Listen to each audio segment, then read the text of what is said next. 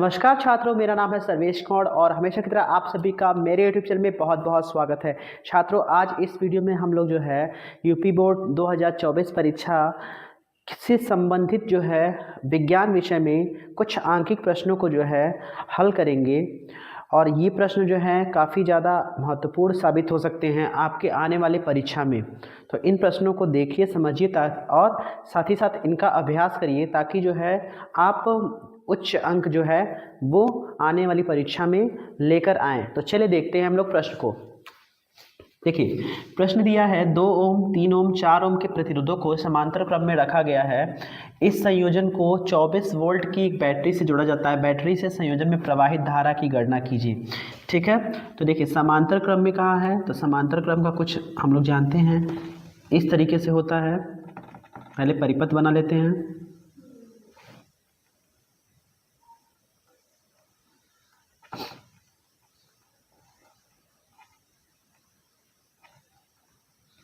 देखिए ये कुछ परिपथ है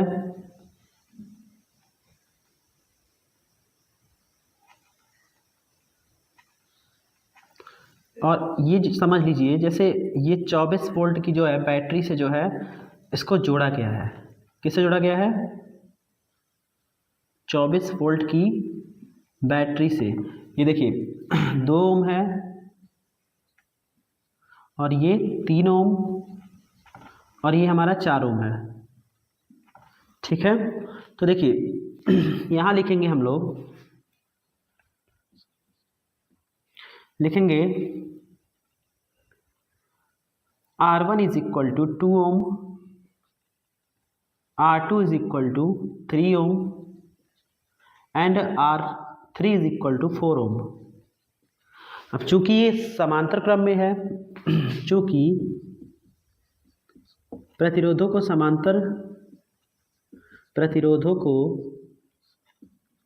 समांतर क्रम में, समांतर को मतलब पार्श्व भी कहा जाता है, आपकी किताबों में पार्श्व लिखा होगा। चूंकि प्रतिरोधों को समांतर क्रम में जोड़ा गया है, अतः तुल्य प्रतिरोध, क्या निकालेंगे हम लोग? तुल्य प्रतिरोध। देखिए हम लोग जानते हैं कि समांतर क्रम में अगर प्रतिरोधों को जोड़ा जाए तो उसका तुल्य प्रतिरोध क्या होता है?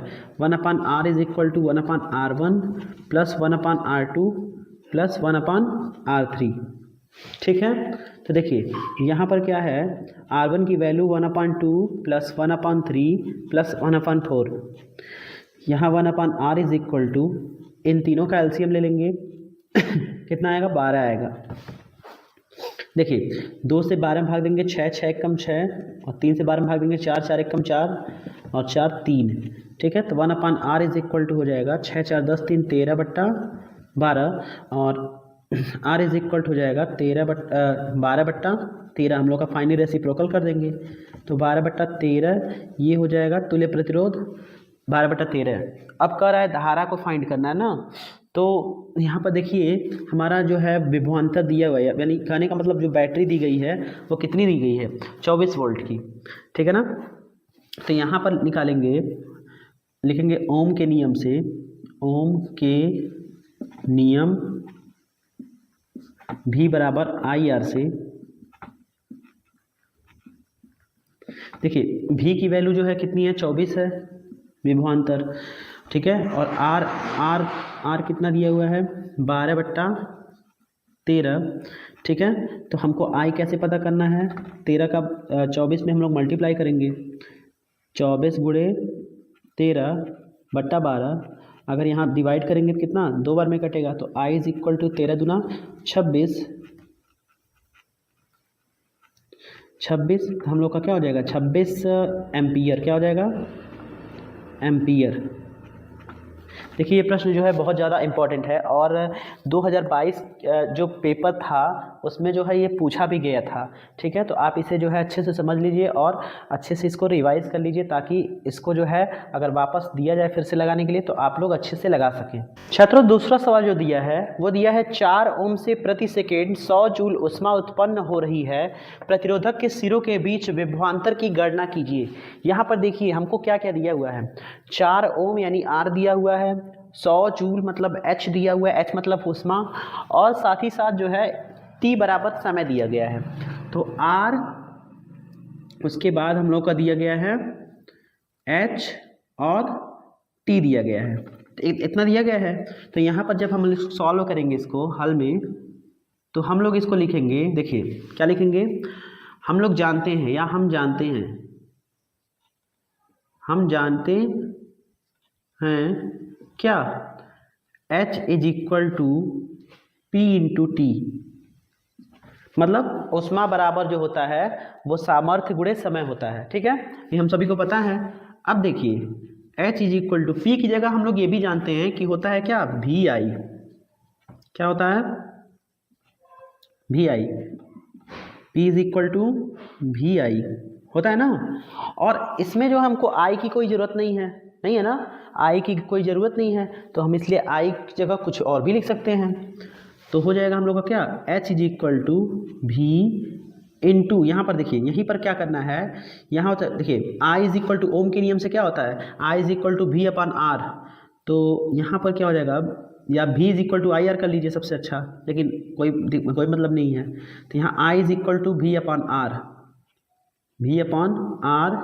इंटू हो जाएगा T लिखेंगे, क्योंकि I is equal to V upon R Ohm के नियम से, ओम के नियम से, ठीक है। तो H is equal to V square upon R into T, तो H की वैल्यू कितनी है, H की वैल्यू 100 है, 100 रखेंगे हम। अब V स्क्वायर हमारा कितना है, देखिए V स्क्वायर मतलब नहीं पता है हमको, और R की वैल्यू कितनी पता है, 4 ओम, और T हमारा 1 सेकेंड है, तो 4 का इसमें गुणा करेंगे तो V स्क्वायर का 1 में गुणा करेंगे V स्क्वायर, और 4 का इसमें गुणा करेंगे 400, यानी V is equal to under root 400। जैसे ही इसका वर्गमूल लेंगे तो कितना आ जाएगा, 20, ठीक है। तो ये हमारा हो जाएगा 20 वोल्ट, यानी यहाँ पर जो है हमारा टोटल जो दो सिरों के बीच विभवांतर है वो कितना है, 20 वोल्ट। तो इस तरीके से जो है हम लोग इस न्यूमेरिकल को भी सॉल्व कर सकते हैं। ये भी जो है वो 2022 की परीक्षा में आया हुआ था, ठीक है। तो ऐसे जो है ऐसे क्वेश्चन को जो है आप सभी सॉल्व कर सकते हैं। छात्रों तीसरा क्वेश्चन है, एक अवतल दर्पण से 10 सेंटीमीटर की दूरी पर वस्तु स्थित है, यदि दर्पण से आभासी प्रतिबिंब 20 सेंटीमीटर की दूरी पर बनता हो तो दर्पण की त्रिज्या क्या होगी। देखिए यहाँ पर वस्तु की दूरी जो है साफ साफ दे दी गई है 10 सेंटीमीटर, यानी u is equal to minus 10 centimetre. और यहाँ पर क्या है, देखिए ये कंडीशन लगा हुआ है, यदि दर्पण से आभासी प्रतिबिंब 20 सेंटीमीटर की दूरी पर बनता हो। तो देखिए यहाँ पर क्या करना है, आभासी प्रतिबिंब की स्थिति में क्या होता है, भी जो होता है वो पॉजिटिव होता है, वास्तविक प्रतिबिंब की स्थिति में भी जो होता है निगेटिव होता है, ठीक है। तो यहाँ पर भी हम लोग का क्या हो जाएगा, पॉजिटिव हो जाएगा, यानी 20 सेंटीमीटर लेना पड़ेगा।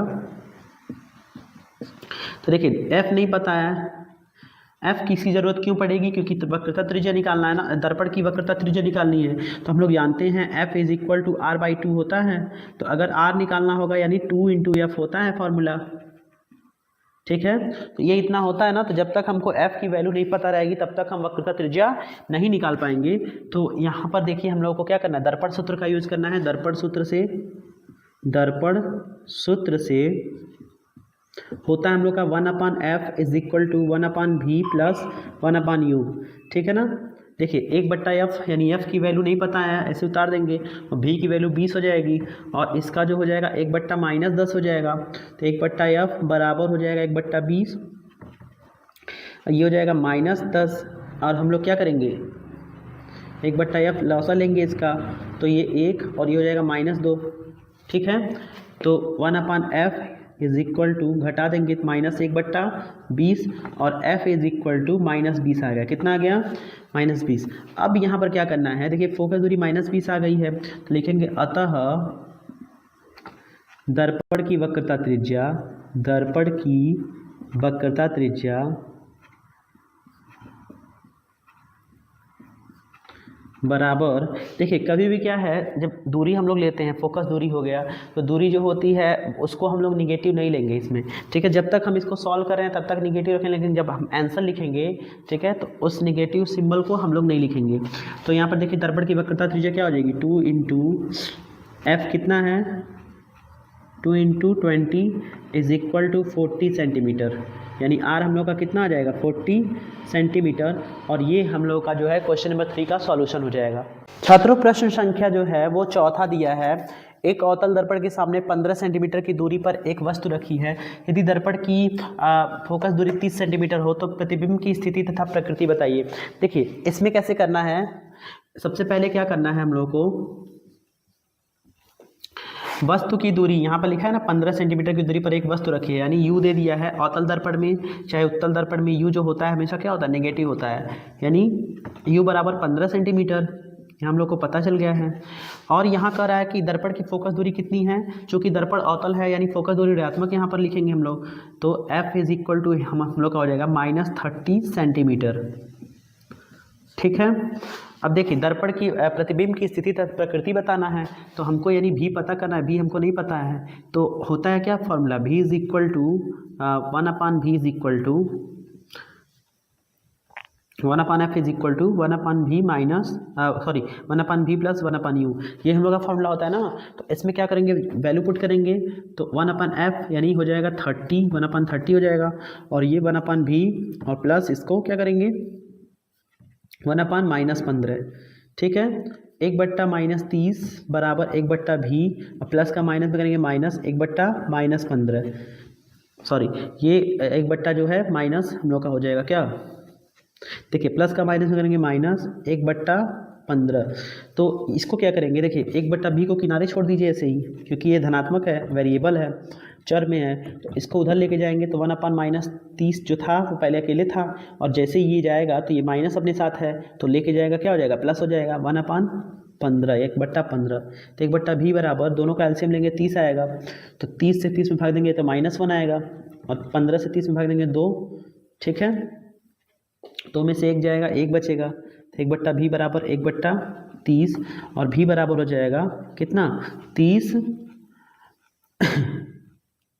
सेंटीमीटर। अब देखिए यानी वस्तु जो है यहाँ लिखेंगे वस्तु, अतः वस्तु का प्रतिबिंब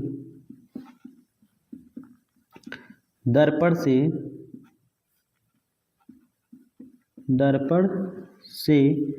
30 सेंटीमीटर दूर प्रतिबिंब से वस्तु से बड़ा,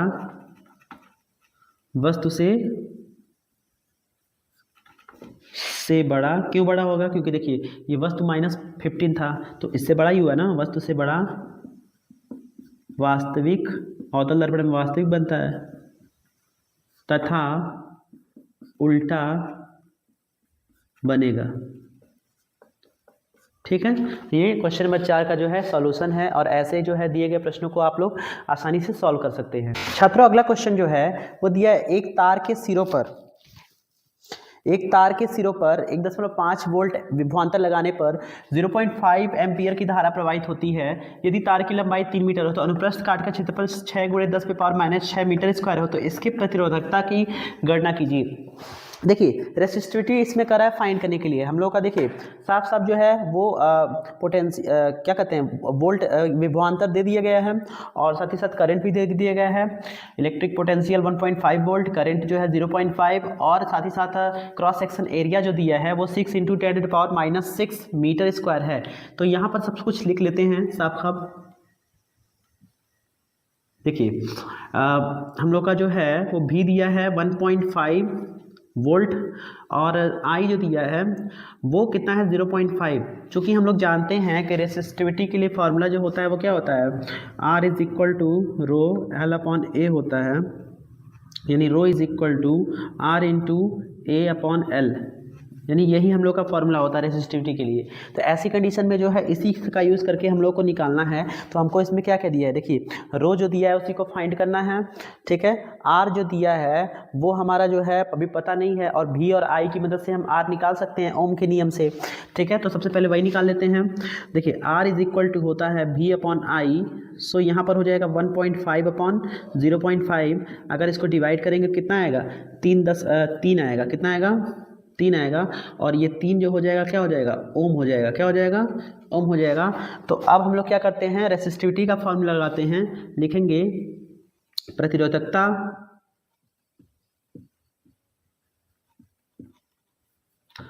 रो is equal to R into A upon L. ठीक है, तो R की वैल्यू यहाँ 3 ओम है, A की वैल्यू कितनी है 6 गुणे 10 पे घाते -6, और L की वैल्यू कितनी है 3 है।